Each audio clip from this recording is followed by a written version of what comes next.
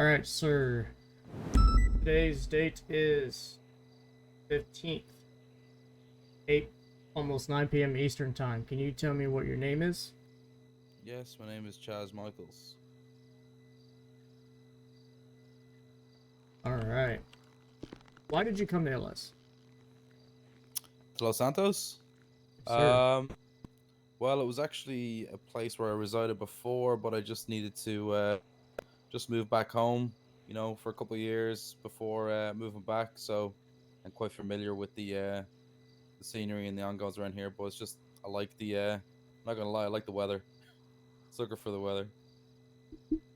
Alright. What is your prior work experience here in LS? I have previous work experience elsewhere in another city as an LEO, but in LS I currently work at PDSO. I've been working there for about 6.5 weeks. Right. You see two inmates that are in a fist fight. What do you do in that situation? If I'm on my own, I would definitely call for any assistance, any additional correctional officers to deal with the situation. I'd attempt to de-escalate the situation, either verbally warn the inmates and try and get them to break apart. If not, use obviously any kind of less than lethal means to try and separate the two individuals and try and de-escalate the situation and try and calm things down. That would be my first protocol: is try to get additionals over, not deal with the situation on my own, and to try to de-escalate, Alright. starting with verbal actions, of course. An inmate has been following you around and trying to talk about something uninteresting. What do you do? Talk to me about something interesting. Uninteresting. Oh, uninteresting. Um, I mean, I'd probably engage with them for a few moments and just to see what it is, but I would normally plumbaze them just to see what it is. Um, Partly because I can understand possibly being an inmate in here for a long time. It can be any interaction for them might be a good interaction, even if it might seem uninteresting to me. So yeah, I'd engage with them and try and have a conversation. Okay. Uh, an inmate comes up and tackles you, then begins to walk away. What do you do? I would warn them not to do it again. Otherwise, might be disciplinary action, but I would certainly just give them a warning off the first action if it's nothing too serious. All right. A DOC guard who is banned from medical care is providing medical care to an inmate in the infirmary, and then they begin to be trapped inside the bed as it squishes them. What do you do? Once again, I would call for any additional assistance, and if the person is indeed banned from providing any medical treatment prior, I would also notify any superiors to their actions while on duty. But I would call for any additionals, obviously if there's any inmates around, and try to assist. Okay. A group of inmates all dress up as aliens, and they begin saying "sheesh" while surrounding you. What do you do? I mean, if they're not being threatening, the same way again, I would probably entertain their boredom for a short time, but I would also keep my wits about me in case anything was to kick off, and obviously make sure that I notify anybody else on duty to their actions. So if they're kind of any horseplay or if they're joking around, that somebody has knowledge as to what's going on if it's in the yard or in the cell blocks. And yeah, just as long as they're not doing anything menacing, I'll be okay with it. But I would definitely let any additional um, corrections officers know what's going on. All right. An inmate is throwing shoes at you while you're on the catwalks, and you have a lethal on you. What do you do? I wouldn't. It's shoes. It's not a lethal action, so I would only respond with again starting with a verbal action to warn them to not do it, and then followed up if they continue to do it. Either attempt to approach them with some sort of less than lethal action or detain them, possibly put them into maybe some sort of holding cell, until they calm down and remove any additional items they have on them that might be a threat to me. But definitely, first thing, always try and de-escalate with words before I take any actions. Okay. And in the instance that Shiv is called out over the radio, A 13 Alpha occurs over dispatch, and you see an inmate leaving the area of where the officer went down. What is your next move? First of all, make sure obviously I have additionals. Don't deal with the situation on my own. The officer is already down and 13 Alpha. My first thing would be to uh, detain the suspect, give them 3 loud verbal warnings to either stop and drop the weapon. If they don't do so, as I said, they have a lethal weapon, so I would attempt to either take, if they presented a threat then directly towards me or any other individuals in the area, I would take them down, but I have to give them a warning first. If I could use less than lethal, perfect, but it's not always going to be ideal against them using lethal weapon.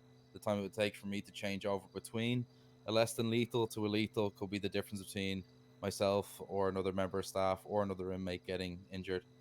So, if, as I said, if they pose a lethal threat with the shiv after the warnings, then I would respond with lethal. All right. You see command members having a meeting, and you need to speak to one of them. What would you do? I would wait until they're available. If I'm not going to get them over the radio, if they are on the radio, I would possibly either send them a text or 311 it, and just say if or when you're available, can we have a chat? Okay. You have an inmate in custody when you see another person running towards you, pulling out a brick from their pocket. What's your next move? Well, I suppose I see them pulling out a brick. It's only pulling out the brick. Um, if they're posing a threat to me in a lethal manner, if I feel that I'm at risk, then I would use a lethal. If I feel that they're only pulling out the brick and I can give them a warning, I would warn them first. And same way again, if I have the option to hit them with less than lethal first I will go for that option. But if they pull out the brick quickly and start to possibly start injuring me or hit me with the brick, I would possibly go lethal. It depends on how the situation unfolds. Okay. And why should we hire you over any other applicants? Based on my a lot of experience I have with dealing with difficult individuals, I'm very calm under pressure. I can have a very good read of situations. I'm an approachable person, and I'm not a judgmental person. So even though these people are in here possibly for crimes, not every crime is a violent crime.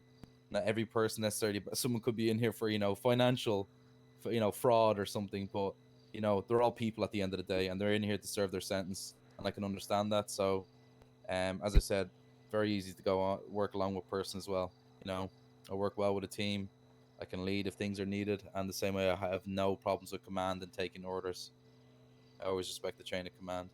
So as I said, I think I'd just be a very level-headed, easy person to take in here as a corrections officer. Oh, Okay. How many hours do you think that you'll be able to work a week? um, I'm available to work anywhere. It could be from 20 to 30 hours a week if necessary. I mean, that's not too abnormal for me. Okay. Uh, all right. Well, tell me about your strengths. Like, give me about three strengths and three weaknesses. Yeah, no problem. My strengths would be, I say my strengths would be communication. Um, Definitely another strength would be keeping a cool head, and another strength would also be leadership. So I'm very easy to kind of take control of a situation and direct others, especially when under pressure. I can keep things calm. Um, yeah, so that would be like three of my strengths. Three weaknesses. It's always difficult to get the weaknesses, but nobody's perfect. I definitely feel sometimes I can be a little bit too nice to some people, as I was saying, because I can be quite understanding and not judgmental. So sometimes, some might consider my kindness for weakness. And let me think, what else would I have? Would be a weakness, somewhere to improve. That's a difficult one. That's always a hard one to look at. Uh, I suppose sometimes I can overwork. I can sometimes get a little bit on the side of burning myself. Sometimes at work, kind of get a little bit, fixated on a job, kind of really stick with it. And then sometimes another things I can take things work related, sometimes personally, not dealing with individuals, but just how I handle the situation. I can be a little bit self-critical, so be my own worst enemy. As I said, kindness, kind of self-critical. They'd be kind of two of the main ones. The weaknesses, definitely. All right, all right. Well, I'm gonna turn this recording off here. Sure.